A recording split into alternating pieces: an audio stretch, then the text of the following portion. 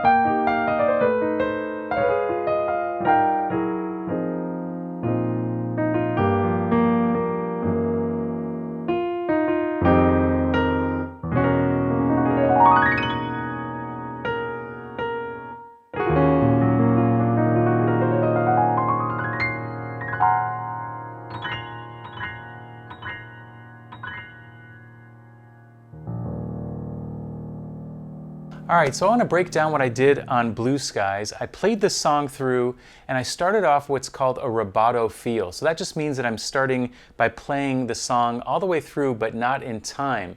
And what that does is it gives me as the performer an opportunity to really enjoy each chord and to embellish and to really get inside. In my head, I'm also kind of thinking of the lyrics of the song. So I encourage you, if you don't know the lyrics to Blue Skies, go ahead and check those out because it will inform the way that you play the melody. So what I thought we would do is just listen to the first 8 measures the way I played it, and then we can talk about the different techniques that I used. Here we go.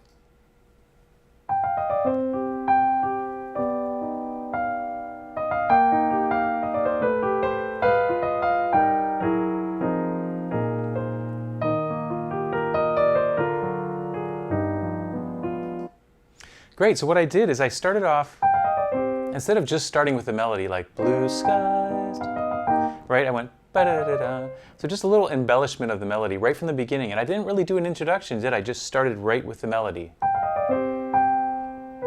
Then I went down to like a C minor, major 7 over B, C minor over B flat, and this is like a half diminished, A flat minor 6, E flat over G, G flat 13, F minor to B flat 7 sus, and then I played the E flat major 7.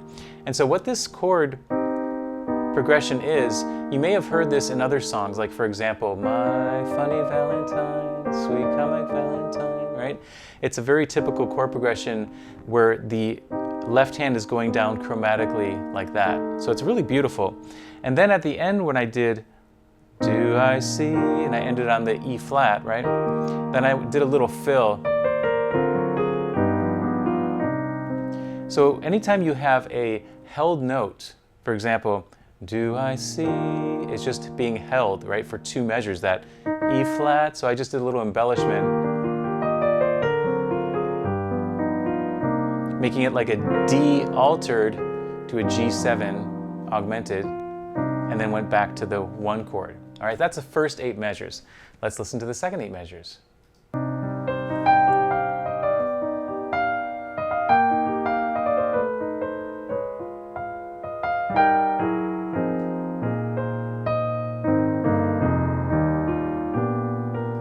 All right, so it's very similar, right? I did the same kind of walk down, but I like to put this little da-da-da-da, going down to the what's called the natural 2, and I started on the flat 5. So it's a little fill that I put in there where I just kind of heard that, thought that was really nice. Da-da-da-da. But this time I did like a D flat 7 over A flat. It's a nice substitution. But this is all the same, except for this last measure. Instead of just ending on the 1, I did a 4-3-2-1 walk down like this. It's also what I call the Nat King Cole turnaround because it happens in the song Chestnuts Roasting on an Open Fire.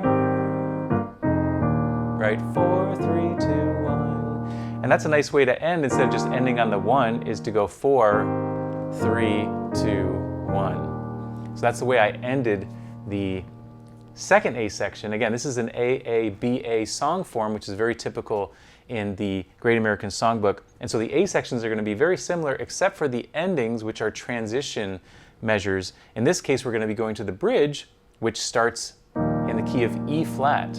So this is one of those songs that goes back and forth between the minor and the relative major. Just like My Funny Valentine, right? My Funny Valentine starts in C minor, but then what does the bridge do? Is your figure less than Greek? It goes to the key of E flat major, so up a minor third, or it's relative major, and that's what this song is doing as well. Blue Skies goes to E flat major for the bridge. So let's go ahead and listen to the bridge now.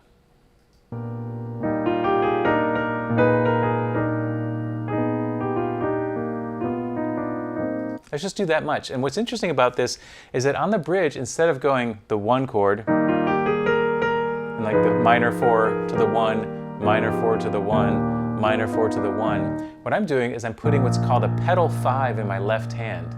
So in the key of E flat, 5 is B flat, And I'm putting these chords all over B flat, and what that does is it creates this kind of drone sound. It's called a pedal 5, and then I put those chords over it. So I go E flat over B flat, then I go to A flat minor over B flat, back to E flat, and then again A flat minor 6 over B flat, E flat major again. So I'm just going back and forth between those two chords. It's really nice, isn't it? It adds a lot of tension and suspense. Let's listen to the second half of the bridge.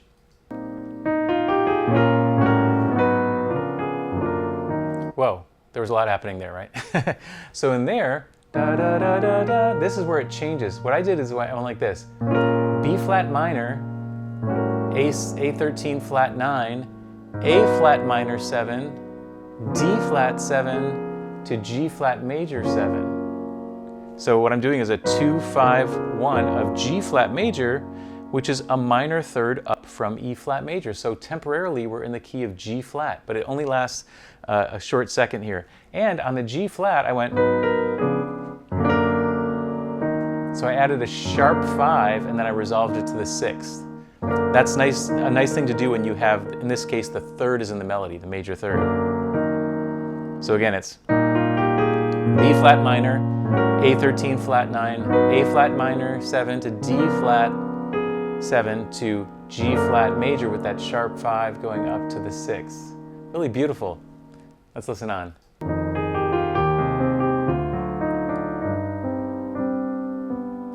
Good, so then after that, then I went to F minor over E flat, D7 with a sharp 9, C minor over G to a G7 sus, and then a G7. Almost classical sounding there at the end, isn't it? Sus, that's a 4-3 sus, they call that, suspension.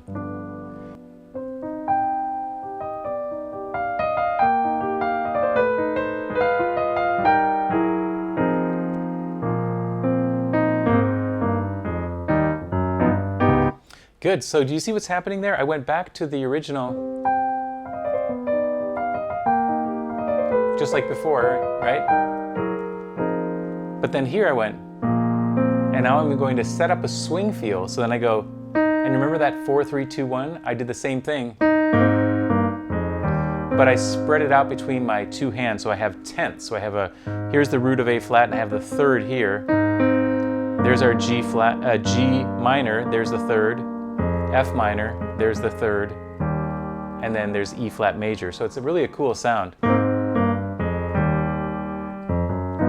And then I go to a G7, and now I'm going to play the song again, but this time I'm going to play it in a swing feel. Let's listen to how I do that.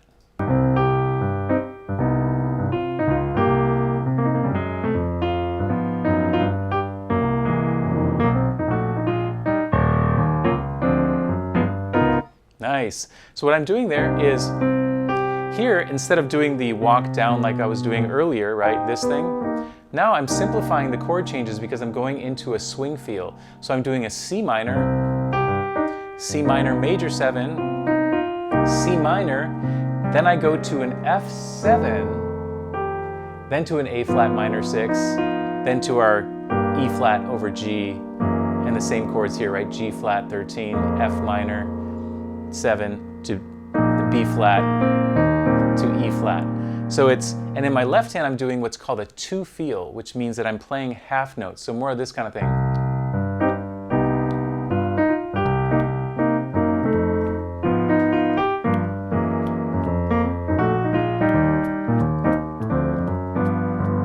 So it's not walking bass yet, is it? It's just kind of like 1, 2, where they're half notes, and it creates a little bit of tension, doesn't it? And then afterwards, you're going to see, when I go into the solo section, I'm going to be going into a 4 walking bass. But for now, I'm staying in this kind of 2 feel in my left hand. And again, I simplified the chord changes. Again, C minor major 7, C minor 7, F7, then I go to the A flat minor 6, E flat over G, G flat 13, F minor 7, B flat 7 sus, back to our E flat. Let's listen to the second A section. It's probably very similar, isn't it?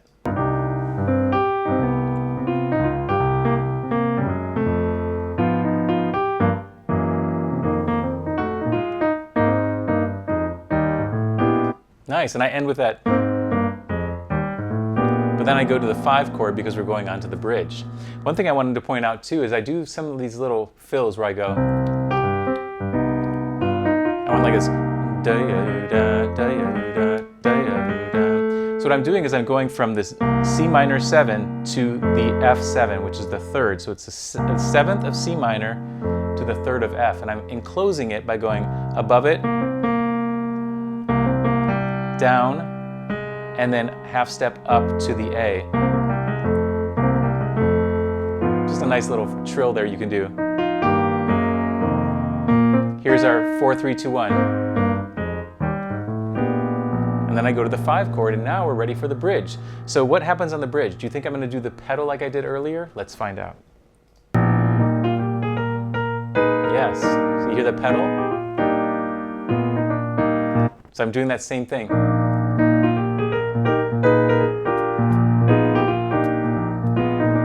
But my left hand's kind of going, ba-do, 1, 2, 3, ba-do, 1, 2, 3, and 4, 1, 2, 3, and 4. So it's a pedal, but there's a little bit of rhythm in that left hand. Let's listen on.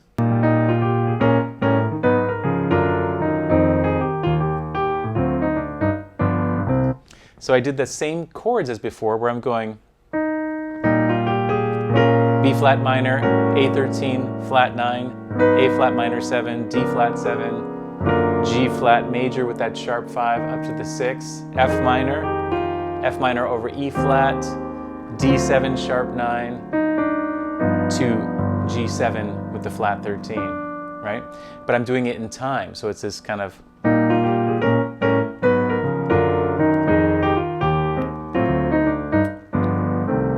And then we're back to the last A section. Let's listen to the last A section. Is that buddy? You hear that?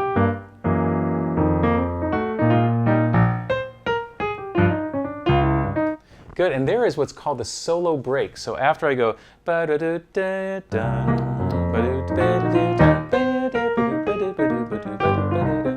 that's what's called a solo break, where you do a break on the last 2 measures of the song, and then you let your right hand do some solo fills that goes into the solo. So it's pretty cool. Let's listen on.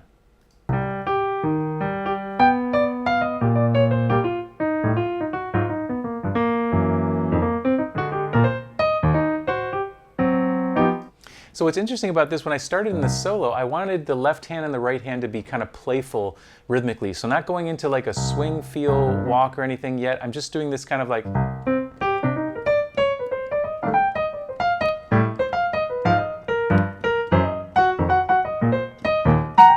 So I'm doing a lot of like roots, jumping up and playing a rootless voicing, like a 3 and 7.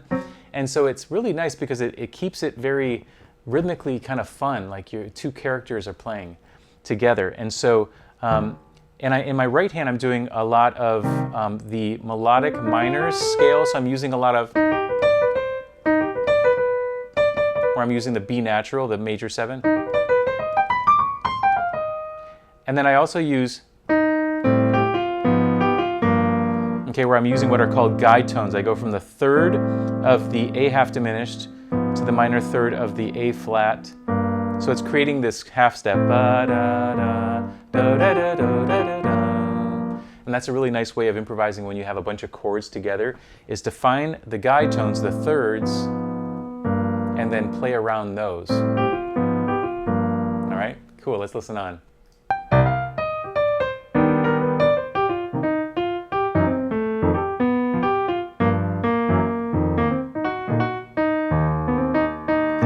So what is that?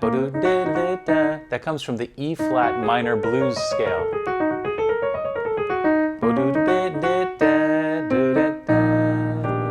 So I'm kind of adding in some blues there, that E flat blues, which is really fun to do when you have an E flat major in the left hand, is to play that E flat minor blues. It's a really cool sound. Let's listen on to the bridge.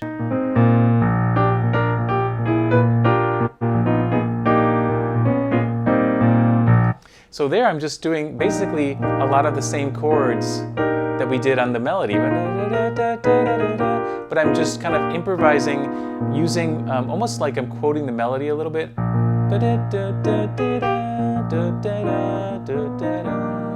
It's really nice because it hints at the melody, but it doesn't quite give it away. But it's still a nice improv technique that you can use.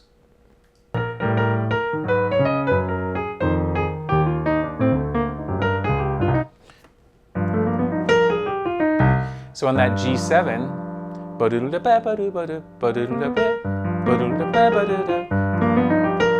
so this is what's called an altered lick. I'm starting on the sharp 9 of the G7 to the 3rd, up to the sharp 5 or flat 13. Then I go to the 7th, sharp 9, and then I walk down to the 3rd of the C minor. So it looks like this. This is the shape in the right hand. Kind of a nice lick, a 5-1 lick. And this is a triplet, so it's 1 and triplet. It's a really nice one. Let's listen on.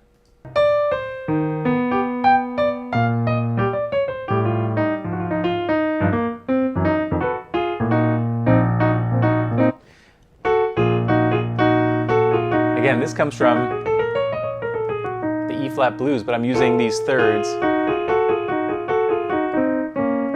That's really fun to do. Isn't that cool?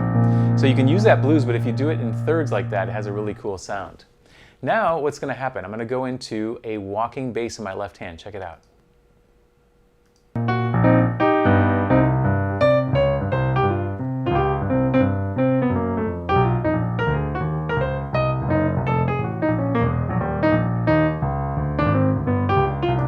So my left hand's doing this walking bass, a lot of root 5 root. So if I'm playing a C minor, it's root 5 root, F,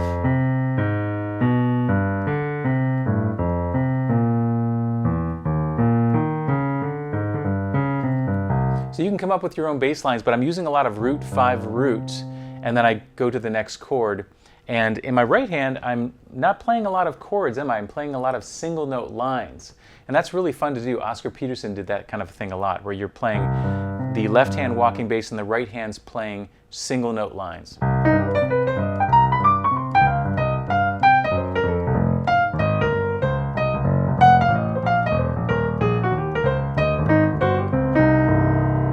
And I'm using a lot of blues in there too. Do you hear that same blues?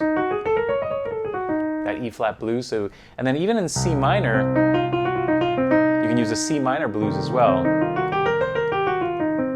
So C minor blues over the C minor chord, and then when you're in E flat, you can use that E flat blues.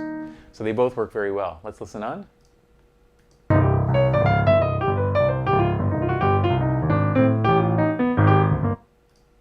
There's that same. Do you hear that? That's that using the guide tones there, the third, third, third, and improvising around that.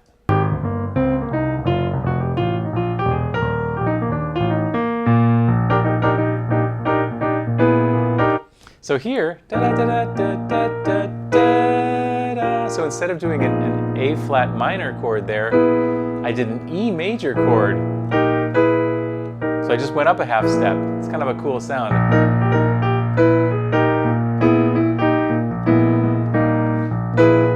You hear that?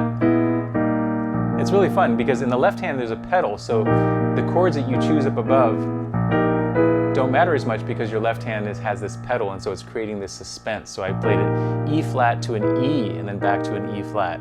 Kind of takes you up a half step and then comes back down. It's really fun.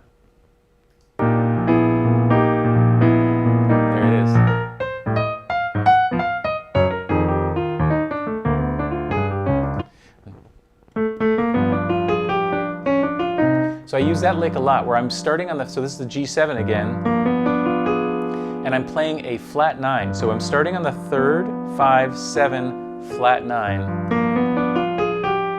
down to the root of G7.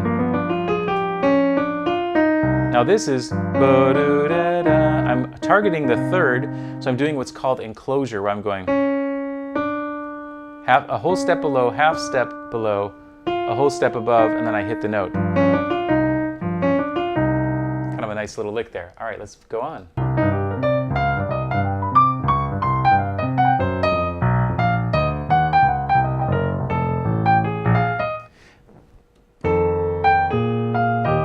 I use that one a lot too. When you have a dominant chord, instead of making it a minor 7, I made it a dominant. So F7 to B flat 7 to E flat. But noticing I'm doing the 3rd, the 7th, and the 3rd. Almost like I'm going like this. 3 blind mice, right? Almost sounds like sort of that old blues.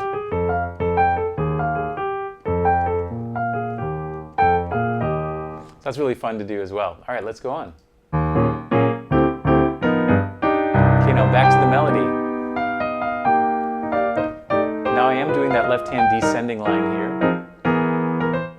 Oh, there was a different chord there, right? So I went, instead of playing a B flat 7 there, I played an E major 7 with the sharp 11. A little different there. Then I went. So again, I'm using sort of this chromaticism. Instead of just landing on the E flat, I went down a half step to an D major sharp 11 and then to an E flat major sharp 11. It's really fun to kind of create some tension there.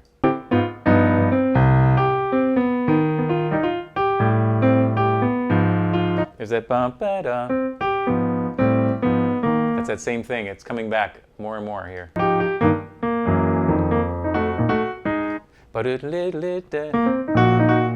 Again, that comes from the blues.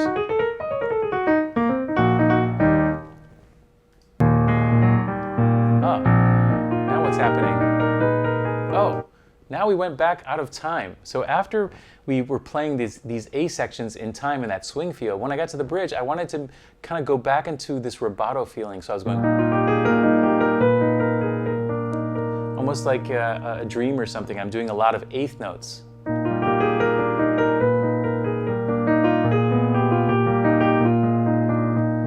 Isn't that nice? It just kind of, that's one way to get out of the groove, is to kind of go into that rubato feel by adding some eighth notes, but straightening the eighth notes out. Let's listen on.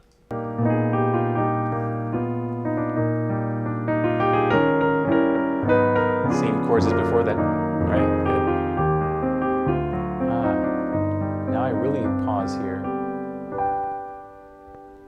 And now it sets me up again for going up to that upper register.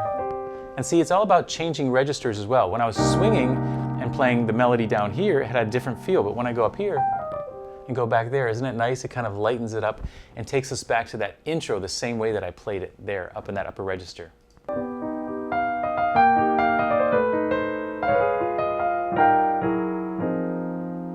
So what I'm doing here is I'm doing what's called a tag ending. So da-da-da-da-da, right? Then I went to the B flat and I did the same thing, da, da, da, but I moved it down here. But then I just went to a G flat 9, and then let's listen on what I did after that. Here we go. Ooh, whoa, what was that? So I went from an F minor 9 to an E major 7 sharp 11, and notice all the black notes in this particular voicing work. That's why you can go like this, and you can do a gliss on the black keys over E major, because all the notes work. This is the 6, that's the major 7, that's the 9, that's the 3rd, that's the sharp 11. Isn't that beautiful? It sounds very pianistic, but it's very easy. It's just over E, and you just do all the black notes like that. My left hand's playing the root and the 5th of E. And then, how do I end it? On a major chord, or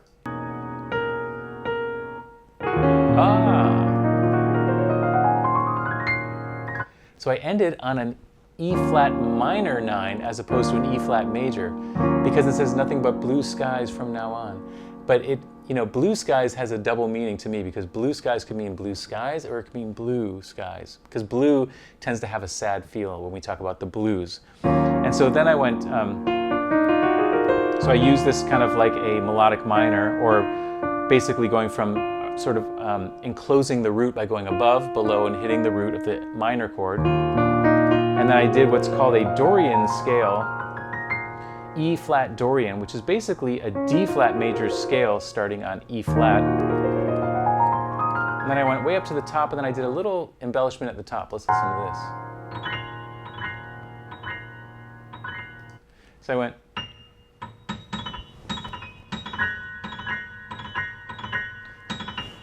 So it's just part of the chord of the E flat minor. I have like a sort of a cluster voicing, and my right hand's going down to the 9th here. And I do that a few times, and then my left hand, I take the root and go root 5 root, and kind of hold it, and it creates this beautiful feeling at the end. So I hope this gave you some insight as to my process when I'm sitting down and playing a tune. I don't often know what I'm going to do, but it's nice to go back and listen and say, oh, that's what I did, and then kind of explain it to you. And I hope you can use some of these techniques in your own playing, whether it's this song or another song you're working on. Thanks again for attending this Inside the Arrangement episode, and I look forward to seeing you on the next one. All right? Thanks, everybody. Bye-bye. Hey, thanks for watching, and if you enjoyed the lesson, please let me know in the comments. Also, be sure to check out pianowithjonny.com. We have over 1,000 step-by-step lessons for all playing levels where you'll learn your favorite songs, styles, and how to improvise at the piano. Thanks for watching, and I'll see you in the next one.